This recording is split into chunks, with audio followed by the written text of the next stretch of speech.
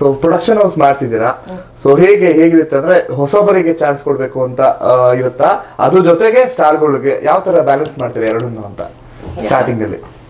Balance ಮಾಡಕ್ ಏನು ಇಲ್ಲ ಇಲ್ಲಿ, ಯಾಕಂತಂದ್ರೆ ನಮ್ಗೊಂದು ಕಾನ್ಸೆಪ್ಟ್ ಅಂತ ಇದ್ದಾಗ ಅಲ್ಲಿ ಹೊಸಬ್ರು ಹಳೆಬ್ರು ಅಂತ ಬರಲ್ಲ, ಆರ್ಟಿಸ್ಟ್ ಬೇಕಾಗ್ತಾರೆ.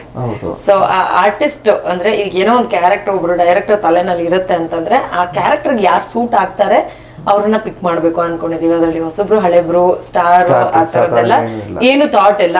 ಇವಾಗ ಏನೋ ಒಂದು ಕ್ಯಾರೆಕ್ಟರ್ ಇದೆ, ಆ ಕ್ಯಾರೆಕ್ಟರ್ಗೆ ಯಾರು ಬೆಸ್ಟ್ ಸೂಟ್ ಆಗ್ಬೋದು, ಒಂದು ನಾವು ಆಡಿಷನ್ ತಗೊಂಡ್ ನೋಡ್ಬಹುದು, ಇಲ್ಲ ಆಲ್ರೆಡಿ ಮಾಡಿರೋರ್ದು ನಾವು ಕ್ಲಿಪಿಂಗ್ಸ್ ನೋಡಬಹುದು. ಅಂದ್ರೆ ಈ ಪ್ರೀವಿಯಸ್ ಯಾವ್ದಾದ್ರು ಮೂವೀಸ್ ಮಾಡಿರ್ತಾರಲ್ವಾ, ಹೂ ಎವರ್ ಇಟ್ ಇಸ್, ಆಯ್ತಾ. ಸೊ ಆ ತರ ಮಾಡ್ಬೋದು, ಅಷ್ಟೇ ಯೋಚನೆ ಇರೋದು, ಹೆಚ್ಚಾಗೇನಿಲ್ಲ. ಅಂಡ್ ದರ್ಶನ್ ಸರ್ಗೆಲ್ಲ ಸಿನಿಮಾ ಮಾಡೋಷ್ಟು ದೊಡ್ಡವಳಾಗಿಲ್ಲ ನಾನು, ಆಮೇಲೆ ಹೇಳ್ತೀನಿ. ಮತ್ತೆ ನನ್ನ ಫೇವ್ರೇಟ್ ಸ್ಟಾರ್ ಅಂತ ಇರ್ಬೇಕಾದ್ರೆ ನಾನು ಏನಾದ್ರೂ ಒಂದು ಫ್ಯೂಚರ್ ಅಲ್ಲಿ ಮಾಡ್ತೀನಿ ಅನ್ಬೇಕಾದ್ರೆ ನನ್ ಸ್ಟಾರ್ ನ ಹಾಕೊಂಡು ನನ್ ಸಿನಿಮಾ ಮಾಡ್ಬೇಕು ಅಂತ ಇರುತ್ತೆ. ಆದಷ್ಟು ಬೇಗ ನನ್ಗೆ ಅಷ್ಟು ದುಡ್ಡು ಬರ್ಲಿ, ನಾನು ದರ್ಶನ್ ಸರ್ಗೋಸ್ಕರ ಪ್ರೊಡ್ಯೂಸ್ ಮಾಡೋಂಗಾಗ್ಲಿ ನೀವು ಆಶೀರ್ವಾದ ಮಾಡಿ. 100% ಥ್ಯಾಂಕ್ ಯು. ಸಿನಿಮಾ ನೀವು ಮಾಡೇ ಮಾಡ್ತೀರಾ 100%. ನಾನೇ ಹೀರೋಯಿನ್, ಇವರೇ ಹೀರೋಯಿನ್ ಆಕ್ಚುಲಿ ಅದಕ್ಕೆ. ದರ್ಶನ್ ಸರ್ ಅಂಡ್ ಕನಿಷಾ ಕುಪ್ಪಣ್ಣ ಅವ್ರ ಸಿನಿಮಾ ಬರ್ತಾ ಇದೆ ನೆಕ್ಸ್ಟ್ ಫ್ಯೂಚರ್ ಅಲ್ಲಿ ನೋಡಿ. ನಾಲ್ಗಲ್ಲಿ ಮಚ್ಚೆ ಇದೆ ತಾನೇ? ಹೌದು ಇದೆ. ಸೊ ಬೇಗ ನಿಜ ಆಗ್ಲಿ, ದಯವಿಟ್ಟು ಇದೊಂದು ವಾರ ಕೊಟ್ಬಿಡೋ ದೇವ್ರೆ.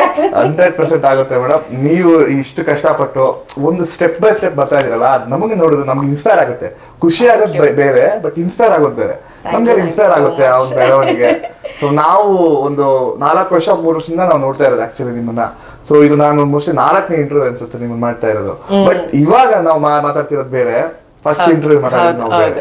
ಸೊ ಇಷ್ಟು ಬೆಳವಣಿಗೆ ಆಗಿದೆ ಅಂದ್ರೆ ನೆಕ್ಸ್ಟ್ ಅದು ಹಾಗೆ ಆಗುತ್ತೆ.